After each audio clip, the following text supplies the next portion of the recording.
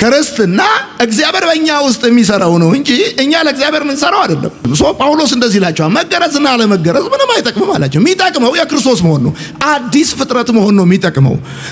አንድ ሰው ባይገረዝም አዲስ ፍጥረት ከሆነ የክርስቶስ ነው። አንድ ሰው ተገርዞ አዲስ ፍጥረት ካልሆነ የክርስቶስ አይደለም ብሎ ይላቸዋል። ይሄ ጉዳይ በጣም መሰረታዊ ጉዳይ ነው። የሚጠቅመው አዲስ ፍጥረት ነው ከተባለ የአዲስ ፍጥረት የመሆን ጥቅሞች ምናልባት የምታውቁ ይመስለኛል። ለምሳሌ የመጀመሪያው አዲስ ፍጥረት የመሆን ጥቅም ምንድነው ካላችሁኝ፣ አዲስ ጅማሬ ነው። አዲስ ፍጥረት አንተ ራስን ማድረግ አትችልም። ይሄን ማወቅ አለብን። ሰው አዲስ ፍጥረት ካልሆነ በስተቀር ኒው ቢጊኒንግ ሊኖረው አይችልም። ሁለተኛ ቆሮንቶስ መጽሐፍ ምዕራፍ 5 ቁጥር 17 የሚናገረው እንደዚህ ነው። ስለዚህ እሺ ማንም በክርስቶስ ቢሆን ማይ ጋድ ስለዚህ አለ ማንም በክርስቶስ ቢሆን ማንም አይሁድ የለ ወንድ የለ ሴት የለ ትልቅ የለ ትንሽ የለ የተማረ የለ ያልተማረ የለ ማንም በክርስቶስ ቢሆን አለ አዲስ ፍጥረት ነው። አዲስ ፍጥረት ነው። ከዛስ አሮጌው ነገር አልፏል፣ አሮጌው ነገር አልፏል፣ እነሆ አዲስ ሆኗል። ይኸውልህ አዲስ ፍጥረት የመሆን የመጀመሪያው ጥቅም አዲስ ጅማሬ ነው።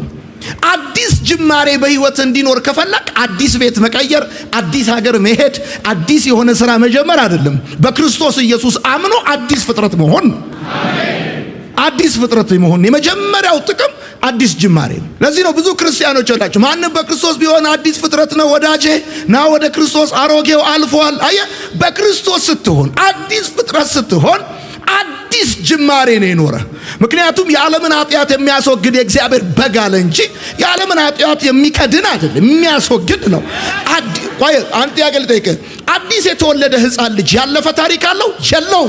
እንደዚሁ በክርስቶስ አዲስ ፍጥረት የሆነ ያለፈ ታሪክ የለው። የሰማኝ ሰው ካለ አዲስ ልጅ አሁን ሜላላ አዲስ ተወለደች፣ ያለፈ ታሪክ የላትም። ገብቷል? እግዚአብሔር አምላክ ከአሮጌው ኦልድ ታሪክ ከዛ ከጨለማ ከዛ ከኃጢአት ከዛ ከኩነኔ ህይወት ቆርጦ አዲስ ጅማሬ እንዲኖር ሲፈልግ የአዲስ ፍጥረት የመሆን የመጀመሪያው ቤኔፊት አዲስ ጅማሬ። ሁለተኛው ጥቅም እንደው ተቀላችሁ አዲስ ግንኙነት ነው።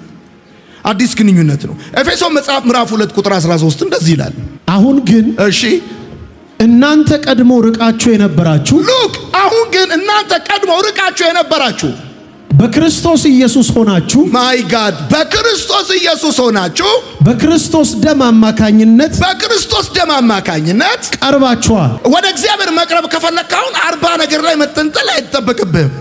አሁን አዲስ ፍጥረት የመሆን ሁለተኛው ጥቅም አዲስ ግንኙነት ነው።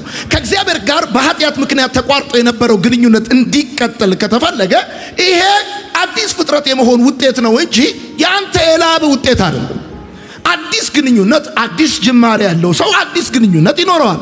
በክርስቶስ ካልሆንክ በስተቀር አዲስ ጅማሬ ሊኖር አይችልም። አዲስ ግንኙነት ሊኖር አይችልም። ሶስተኛ ጥቅሙ መሰለ አዲስ ማንነት ነው። አዲስ ፍጥረት የመሆን ጥቅሙ ሶስተኛው አዲስ ማንነት ነው። መጽሐፍ ሲናገር በአንደኛ ጴጥሮስ መልእክት ምዕራፍ 2 ቁጥር 9 እስከ 10 እንደዚህ ይላል፣ እናንተ ግን ከጨለማ ወደ አስደናቂ ብርሃኑ የጠራችሁን የእግዚአብሔርን ታላቅ ሥራ እንድታውጁ የተመረጠ ትውልድ። ቆይ አሁን ማንነት ነው ይሄ ማንነት ነው። የተመረጠ ትውልድ፣ የንጉስ ካህናት፣ ቅዱስ ሕዝብ፣ እግዚአብሔር ለራሱ የለያችሁ ሕዝብ ናችሁ። አሁን ስማ ልንገር፣ ይሄንን በ8 ቀንም ብትቆረጠው በ40 ዓመትም ብትቆረጠው ይሄን መሆን አትችልም። ይሄን መሆን የምትችለው በኢየሱስ ስታመን ብቻ። ይሄንን መሆን የተመረጠ ትውልድ፣ የንጉስ ካህናት፣ ለርስቱ የተለየው ይሄንን መሆን የምትችለው በክርስቶስ ስትሆን ብቻ ነው። ወዳጆቼ ክርስትናን ከጸባይ ማረሚያ ጋር እንዳታገናኙት። ክርስትና ሲጃራ ማቆምና አለማቆም፣ ጫት ማቆምና አለማቆም፣ እየፈጠነ መሄድ ሰውዬ ቀስ እያለ የመሄድ ጉዳይ አይደለም። ክርስትና አዲስ ፍጥረት የመሆን ጉዳይ ነው። አዲስ ፍጥረት የመሆን አራተኛው ጥቅም ምን መሰላችሁ?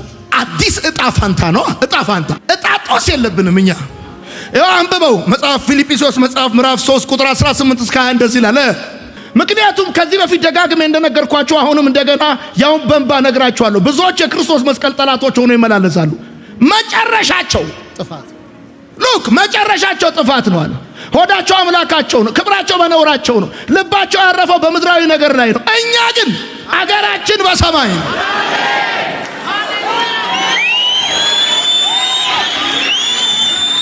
ስማ ከ19ኛው ቁጥር አውጥቶ 20ኛው ቁጥር ላይ የጨመረ በክርስቶስ መሆን ነው። እኛ ግን አገራችን በሰማይ ነው።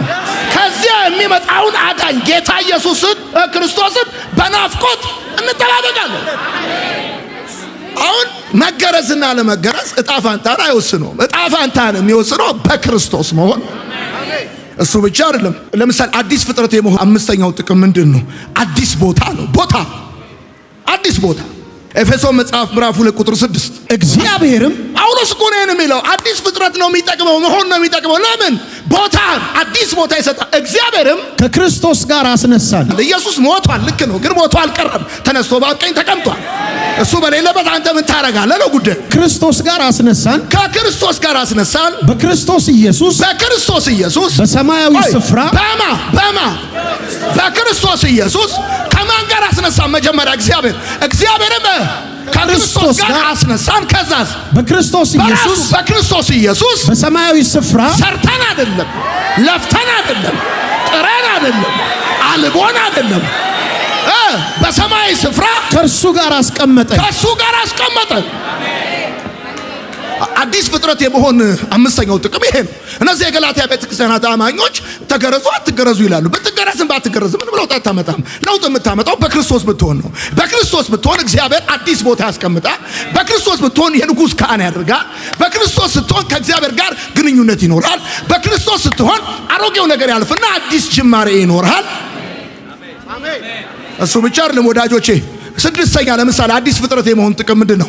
አዲስ ኃይል ነው። ኃይል ሱፐርናቹራል የሆነ ዲቫይን የሆነ ኃይል ነው። ምን ይላል? ነገር ግን ሐዋርያት ሥራ መጽሐፍ ምዕራፍ 1 ቁጥር 8 ነገር ግን መንፈስ ቅዱስ በእናንተ ላይ በሚወርድበት ጊዜ ኃይልን ትቀበላላችሁ። ይህ ኃይል እኮ ዝም ብሎ የኤሌክትሪክ ኃይል እንዳይመስል ዱናሚስ ነው። በክርስቶስ መሆን ስድስተኛው ጥቅም ምንድነው? ኃይል፣ አዲስ ኃይል ታገኛለህ። ሰባተኛው ምንድነው ካልከኝ ደግሞ አዲስ ዓላማ ነው። ምን ይላል? ኤፌሶን መጽሐፍ ምዕራፍ 2 ቁጥር 10 ምክንያቱም እግዚአብሔር አስቀድሞ ያዘጋጀልን መልካም ሥራ እንድንሰራ በክርስቶስ ኢየሱስ የተፈጠርን የእግዚአብሔር እጅ ሥራዎች ነው። አዲስ ዓላማ። የበፊቱ ዓላማችን ተለውጦ አዲስ ዓላማ በክርስቶስ ኢየሱስ አዲስ ፍጥረት ሆነ።